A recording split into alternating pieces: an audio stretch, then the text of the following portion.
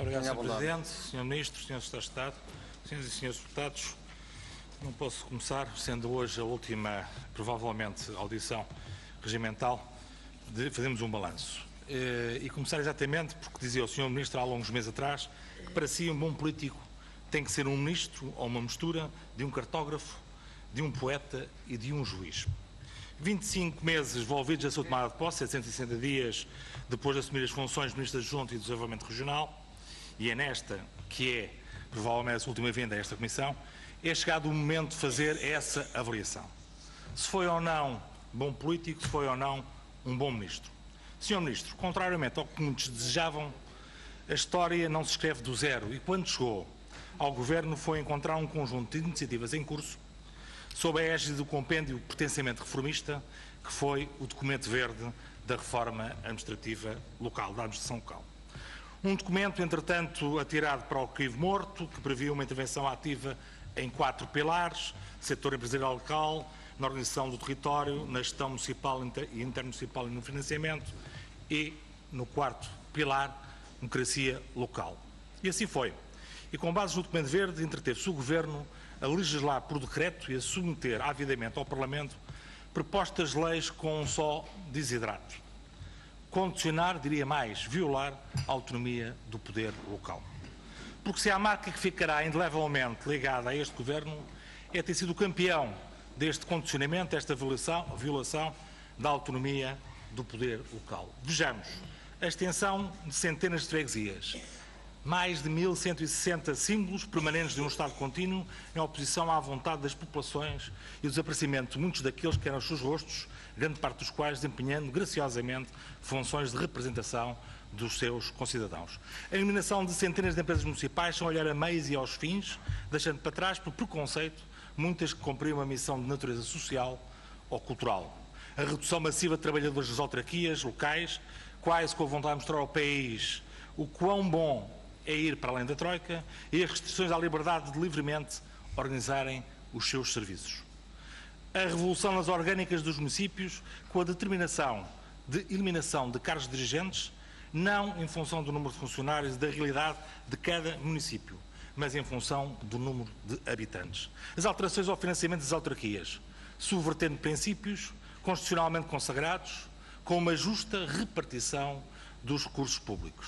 Os entraves colocados com a lei dos compromissos e dos pagamentos em atraso, a sucessiva subtração de competências em áreas como a gestão da água ou em matéria de licenciamentos, ou o esbulho que foi a alienação de participações dos municípios nos sistemas de tratamento de resíduos e o que está em curso nos sistemas de abastecimento e tratamento de águas. O desmantelamento também a eito dos serviços concentrados da administração do Estado, sob a forma de propostas de consolidação da administração desconcentrada, sempre apresentadas integradamente por mera sobreposição de lógicas sectoriais e sem qualquer concertação prévia ou preocupação de planeamento territorial. O rastro desolador do encerramento de serviços de finanças, de postos de forças de segurança, de repartições de segurança social, de escolas, de extensões judiciais e de saúde. Enfim, o confronto e a hostilização que, ao invés do diálogo e da parceria, caracterizaram a atual ação governativa. E há ainda, como o Sr. Ministro falou, a centralização, sem estudos ou debates, sob modelos de competências, financiamento e transferência de recursos, mas com promessas, provando mesmo que é possível vender a banha da cobra. Anunciar milhares de lojas do cidadão, que afinal não são mais do que as que até há bem pouco tempo, públicos, postos do CTT.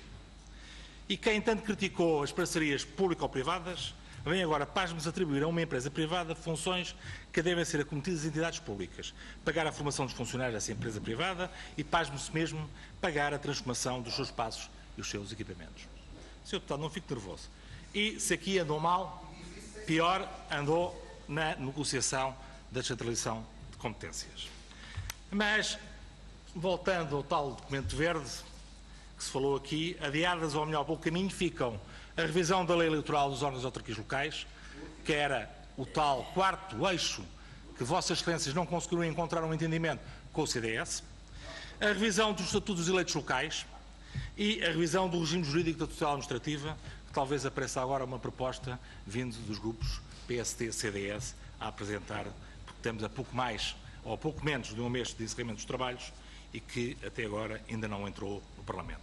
Pode-se dizer bem, o Governo não conseguiu resolver o problema, mas que tivesse ficado, ao menos para os grupos parlamentares da maioria, esse trabalho. Qual que é a prioridade dos grupos parlamentares da maioria? É corrigir os números das freguesias criadas por agregações. Pelo caminho fica o que sempre defendemos, uma nova lei eleitoral autárquica como ponto de partida, por ser a única forma de garantir a transparência na governação pública e a qualificação das pessoas e dos territórios. Senhor Ministro, um bom político, como disse no início, tem que ser uma mistura de um cartógrafo, de um poeta e de um juiz.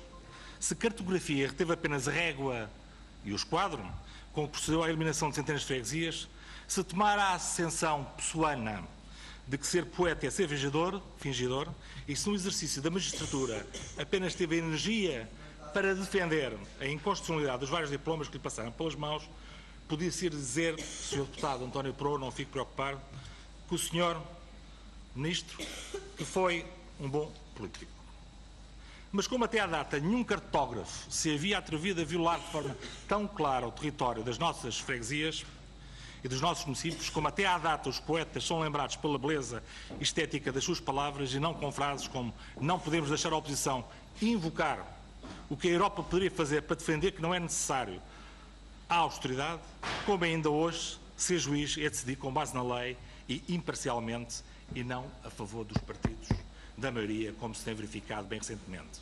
Não, Sr. Ministro, lamento dizê-lo, mas não foi um bom político. E para terminar, Sr. Presidente, não fosse o caso de ter chamado um peixe fora da água ao seu livro de crónicas, e bem podia ser este o título do livro das suas memórias como Ministro Adjunto de Desenvolvimento Regional. O Ministro Adjunto de Desenvolvimento Regional de um governo que se quer apelidar de reformista, mas que a bem do país vai acabar reformado. Muito obrigado.